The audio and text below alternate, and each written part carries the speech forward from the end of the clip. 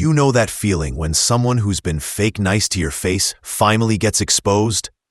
Well, well, well. How the turntables... By a million. Add some carpool karaoke, and you've got the absolute beautiful downfall of James Corden. This man went from beloved British comedian to one of the most hated people in Hollywood. Faster than you can say, spill your guts or fill your guts. And honestly, we all saw it coming. Let's rewind to a time when James Corden was actually likable. Yeah, I know. Feels like ancient history.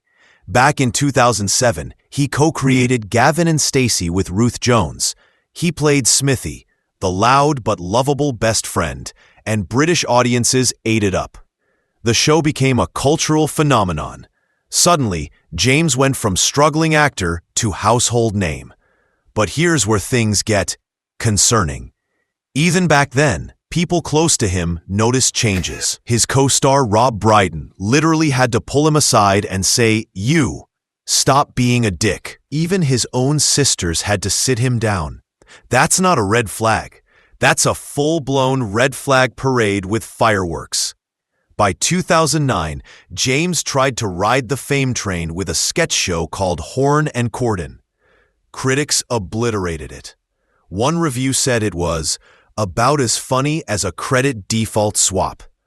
Ouch. Then came Lesbian Vampire Killers.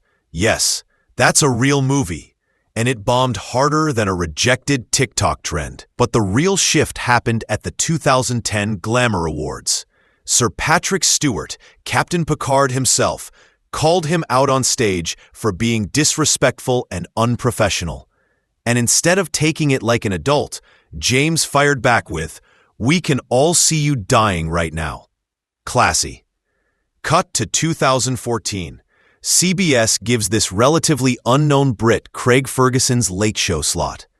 Everyone was like, "James who?" But then came Carpool Karaoke. And to be fair, it was genius. Adele belting in a minivan? Gold. The segment went mega viral, making James look like the charming, lovable everyman. Suddenly, he was hosting award shows, acting in films, doing musicals. He became America's favorite British import. But viral charm only hides so much. Behind the scenes, a very different James was starting to emerge. It started with a Jimmy Kimmel segment, "Spill Your Guts or Fill Your Guts." Kimmel asked James to name two of his own camera operators. He couldn't. It's a different crew tonight? Bro, you see these people every day. Then came 2017. Just days after the Harvey Weinstein scandal broke, James thought it would be a great idea to crack jokes about it. Cue Rose McGowan calling him a piglet. And honestly, she wasn't wrong. But it didn't stop there. In 2019, James did a Reddit AMA, which is basically walking into a lion's den soaked in steak sauce. The comments? Brutal.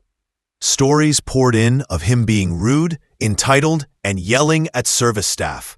He answered 5 questions, then vanished faster than someone who just texted their ex by accident. It was clear.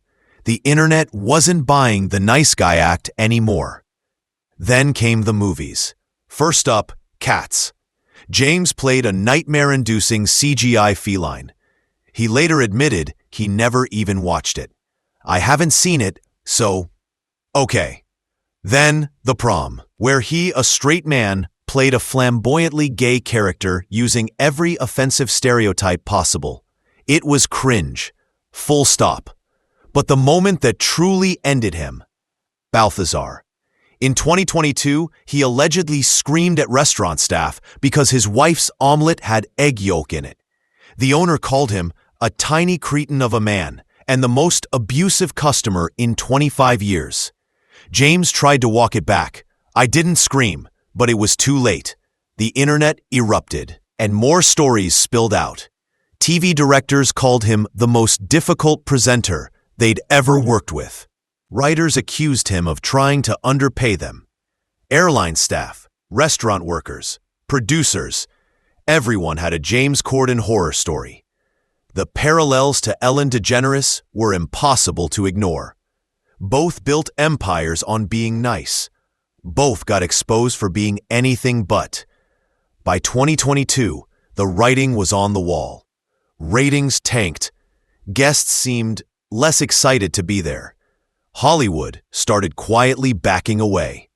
Then came April 2023. James announced he was leaving The Late Show to spend more time with family, which is code for this PR storm's not dying anytime soon. His last episode? A farewell with Adele and Harry Styles. But instead of a celebration, it felt like a funeral. And CBS didn't even bother replacing the show. That's Hollywood's version of don't let the door hit you on the way out.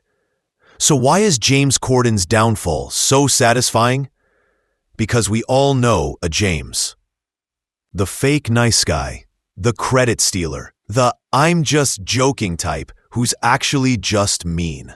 For years, James convinced the world he was lovable, but he showed us who he was from the beginning.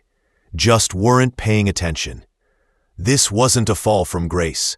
It was karma with perfect comedic timing. And sometimes, the universe really does get it right.